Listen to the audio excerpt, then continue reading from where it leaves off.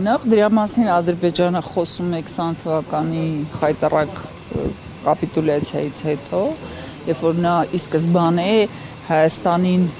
մի քանի կետից բաղկացած պահանջների ցուցակետ ներկայացրել, Արցախի ճանաչելը Ադրբեջանի կազմում, ադրբեջանցիների ներխուժումը որպես բնակիչ Հայաստանի Հանրապետության տարած եւ այդ ցուցակի ներքո նաեւ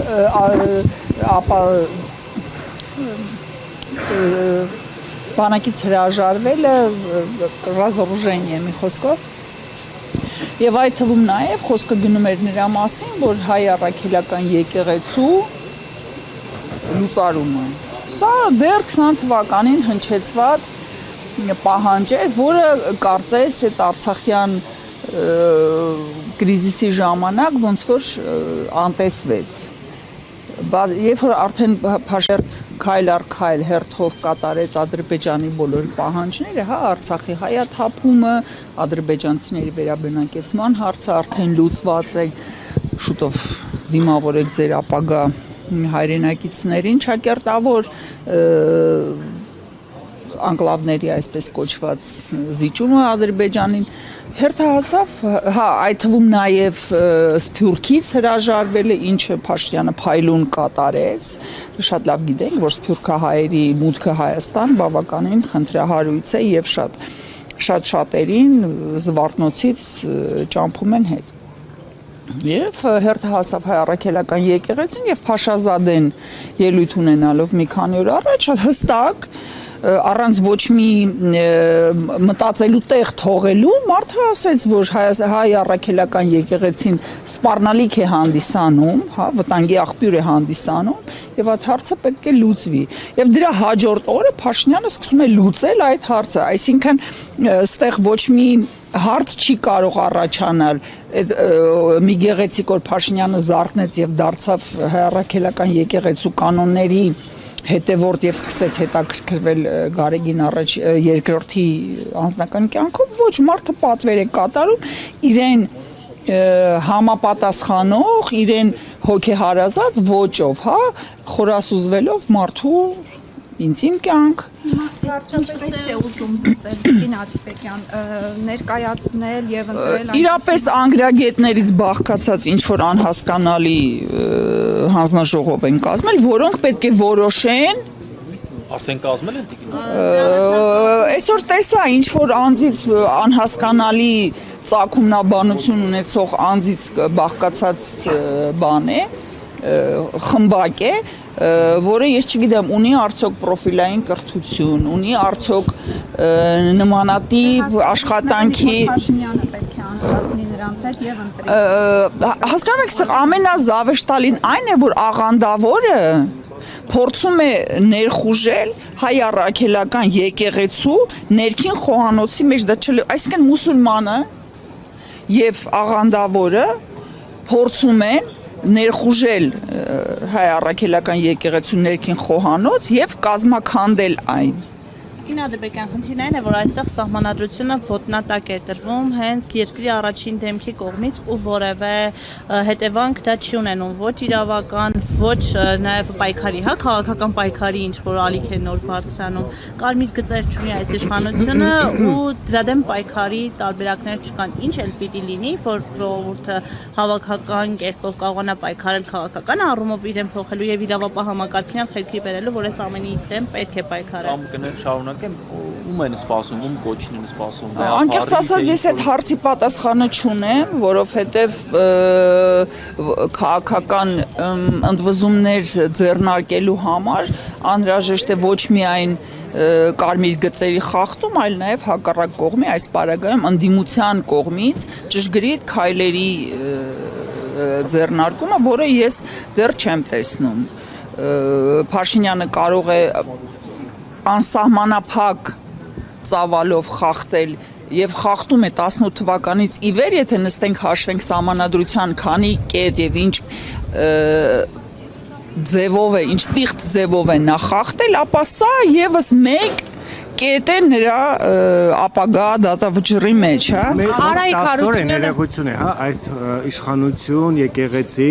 հերակա վեճը իշխանությունների հատկապես հա կողմից շարունակվում է եւ մեկ անգամ է Մայրաթոր ընդամենը հաղորդագրություն տարածել Մայրաթորի որտեղ գրած հա քաղաքականությունը կարծում եք ճիշտ թե չարձագանքելու լռելու վերաբերյալ եւ օրինակ կարծում եք այստեղ հավաքվելը ինչ որ ազդակ կարող է դառնալ իշխանության համար Հարցը ունի երկու պատասխանի երկու տարբերակ, հա առաջինը վեհապարը այն կարգավիճակում է գտնվում, որ իրավունք չունի իրեն թույլ տալ նմանատիպ ճղճին անձանց բան անել, հակադարձել, դա առաջինը։ Երկրորդը դա վեհապարը որպես անձ, այլ ոչ թե որպես հայ առաքելական եկեղեցու առաջնորդ, դիմի դատարան եւ պահանջի բան դիֆամացիայի դեմ հայցով եւ պահանջի ապացույցներ այն ամեն ինչի ինչ ներկայացվել է։ Ինքն է պատրաստ ներկայացնել ապացույցներ, որ վեհապարը ներկայացնի, ես անկեղծ ասած թող ներկայացնի, բայց այստեղ խնդիրը ախր հասկանում եք, այստեղ խնդիրը ոչ թե Գարգինի անձն է, այլ այն կառույցն է, որը նա ղեկավարում է։ Երբ որ Փաշինյանը խոսում է նրա մասին, որ նա նոր ինչ որ կաթողիկոս է առաջարկելու կամ առավել եւս ամբողջ ժողովրդով պետք է ընտրեն կաթողիկոս, դա չլսված բան է, որովհետեւ եկեղեցին գոյություն ունի 301 թվականից, հա, եւ նա ունի իր դարերով եկած կանոնակարգը, որը չի նախատեսում նման ընթաց ու Փաշինյանը այն անձը չէ հատկապես չլինելով հայ առաքելական եկեղեցու հետևորդ նա իրավունք չունի խառնվի այդ գործընթացների մեջ եւ այդ կառույցի գործառույթների մեջ ուստի խնդիրը կրկնում եմ ոչ թե Գարեգինի անձն է կամ նրա ապրած կյանքն է ոչ թե հայ առաքելական եկեղեցին է ինքնին այլ հաշվի առնելով որ հայ առաքելական եկեղեցին հանդիսանում է հայ ժողովրդի ինքնության կարևորագույն բազային տար այդ տարը մեր ինքնաընկալման ինքնագիտակցության տակից հանելն է եւս մեկ սյուն են ուզում հանեն մեր հայ լինելու գաղափարից սա է կարևորը հիմա կներկայացնի նա ապացույցներ չի ներկայացնի հարցը այն է որ աղանդավոր Նիկոլ Փաշինյանը իսլամիստ Փաշազադեի հետ միասին Ալիևի այսպես ասած եւ Էրդողանի հորդորով նրանք ոչնչացնում են մեր ազգի ինքնությունը Վարչապետի աշխատակազմի ղեկավար Արայիկ Հարությունյանն ասում է, որ փուլում ինչ տեղի ունենա, ընդդիմությունը կգտնի դրվագ, որ նշի դա թուրք ադրբեջանական տանդեմի կողմից եղել, բայց դա իրականության հետ որևէ աղերս կարող է չունենալ։ Նաև հարցին թե ինչու հիմա որոշեցին, ասում են, եթե 18 թվականին անեին, կասեիք նոր եք իշխանության եկել, 20 թվականին կորոնավիրուսն էր, հետո ավանդաբար սուտ ասում, որովհետև 18 թվականին փորձեր կատարվեցին, եթե հիշում եք նոր վեհապար եւ այլ, այսինքն այդ գործընթացը սկսեցին, տապալվեց։ Ինչ պատճառներով։ Երկրորդը Արայիկ Հարությունյանը ելնելով այդ տգետների խմբակի անդամ չի հասկանում, որ իրանից խելացի մարդ կա այս կողմը, որը կարողանում է մեկը մեկին գումարի եւ ստանա հաստատ երկուս։ Որովհետև տարօրինակ է, որ Փաշազադեն ելույթ է ունենում ու հաջորդ օրը Նիկոլ Փաշինյանը շատ ներողություն վեհապարի ներքնած գեստը դրոշ սարքած նո, սենց ասենք, հա, Արայիկ Հարությունյանը այն էակը չէ, որի խոսքը կարող է հիմք հանդիսանալ հավատքի կամ առավել եւս ինչ որ հեղինակային կարծիքի, հա։ Արայիկ Հարությունյանը ընդհանրապես դդումն է, որի գոյության մասին մենք գիտենք որպես դդում, որը հիմք է